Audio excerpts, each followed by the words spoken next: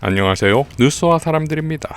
피고인 윤석열에게 사형을 구형합니다.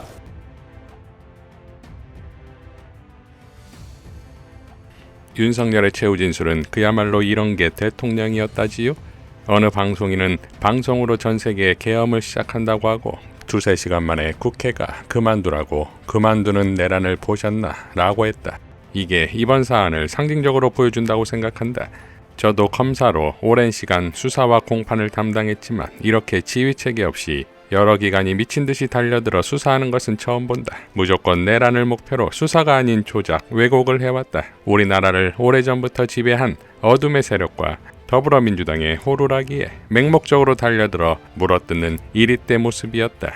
대한민국의 독립과 국가의 계속성, 헌법수호에 대한 막중한 책무를 지닌 대통령으로서 국가 비상사태를 국민에게 알리기 위해 계엄을 선포한 것이다.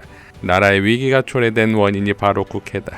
그러면 주권자 국민을 깨우는 것 외에 다른 방법이 없다. 특검은 제가 개헌을 해서 장기 독재 발판을 마련하기 위한 친위 쿠데타를 했다는데 거기에 관한 정무 시나리오를 제시해보라. 거기에 응할 국민이 있겠나? 망상이고 소설이다. 주권자가 제발 국정에 관심을 갖고 이런 망국적 폐악에 대해 감시해달라고 호소하는 계엄이었다.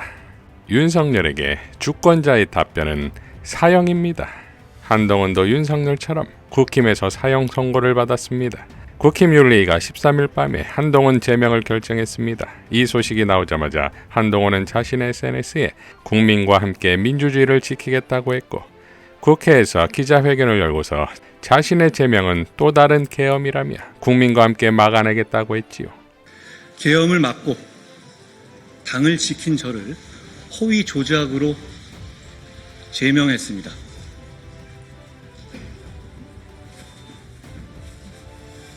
계엄을 극복하고 통합해야 할 때 헌법과 민주주의를 파괴하는 또 다른 계엄이 선포된 것입니다.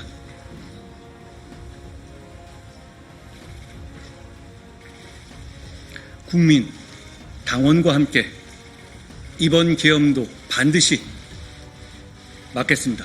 고맙습니다. 저는 이게 어떻게 보면 또 다른 민주주의와 헌법을 파괴하는 계엄 같은 것이라고 말씀드렸잖아요. 지난 계엄을 막았을 때 그 마음으로 국민 당원과 함께 최선을 다해서 막겠다는 말씀 드립니다. 우리 좀 솔직해집시다. 이 문제는 장동혁 대표가 계엄을 막은 저를 찍어내기 위한 일을 하고 있는 것이다. 한동훈의 이런 나르시시즘을 보고 웃고 있을 자가 바로 장동혁이 아니겠습니까? 김상욱 의원은 이렇게 발언했었지요.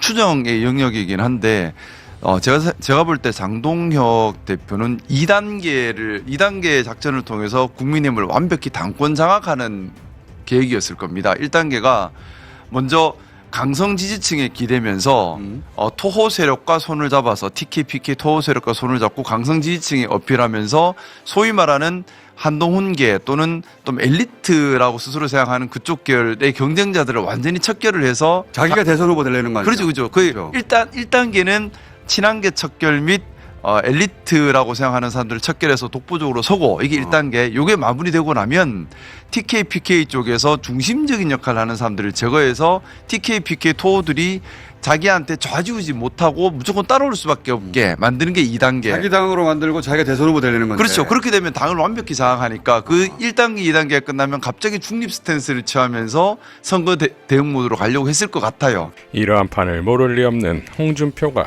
기회를 놓치지 않습니다. 홍준표는 어젯밤 지난 4년간 나라를 혼란케 하고 한국 보수 진영을 나락으로 몰았던 정치검사 2명이 동시에 단죄를 받는 날이 되었네요.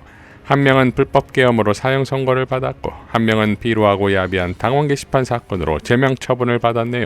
정치검사 둘이서 난투극을 벌이면서 분탕질 치던 지난 4년은 참으로 혼란스럽던 시간이었습니다.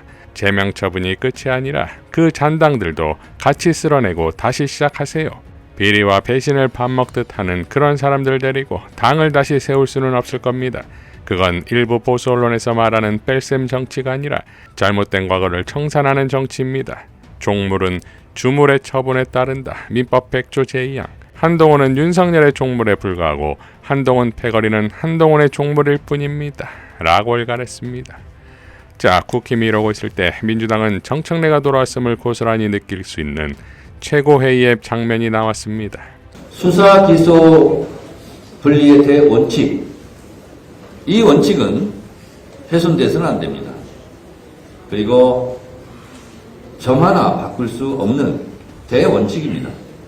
78년간 검찰의 폐해를 목도한 수십 년 동안의 시대와 국민의 통합된 의견입니다.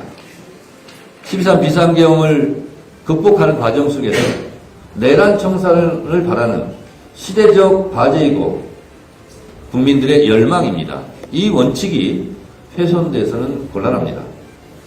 이 점을 더불어민주당은 분명하게 말씀드립니다. 수사와 기소를 분리하겠습니다. 반드시 그렇게 하겠습니다. 검찰개혁, 공소청, 중수청, 정부 입법 예고안에 대한 국민적 걱정이 많은 것을 잘 알고 있습니다.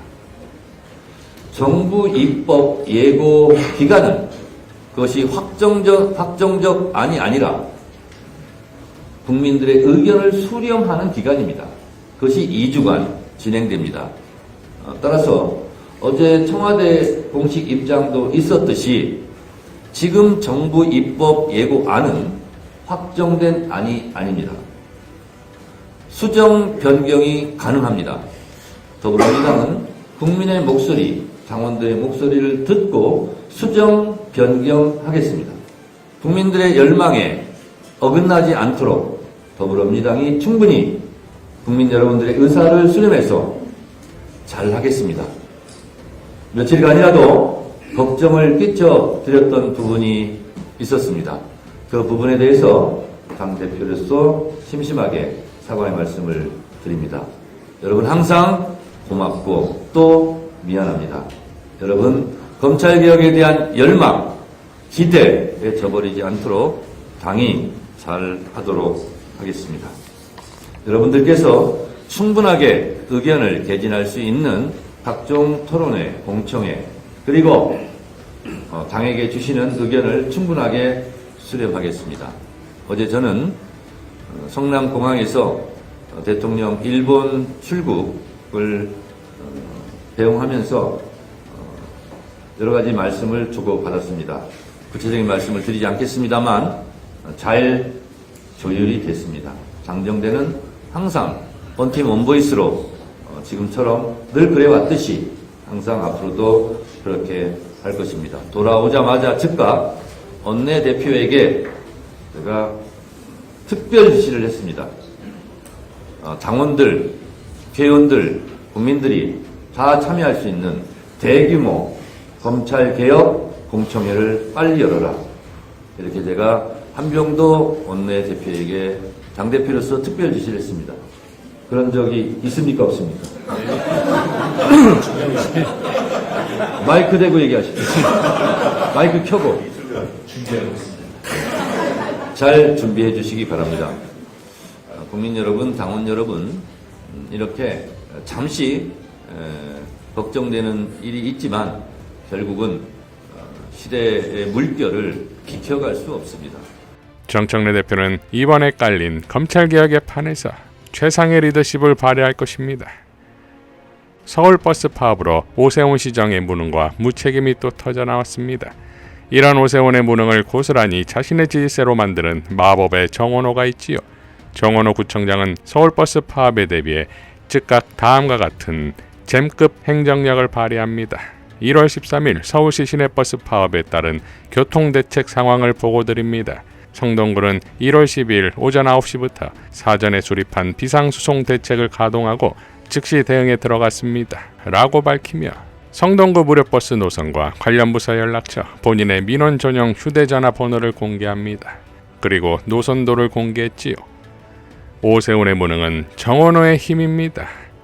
이상 뉴스와 사람들이었습니다. 시청해 주셔서 감사드립니다.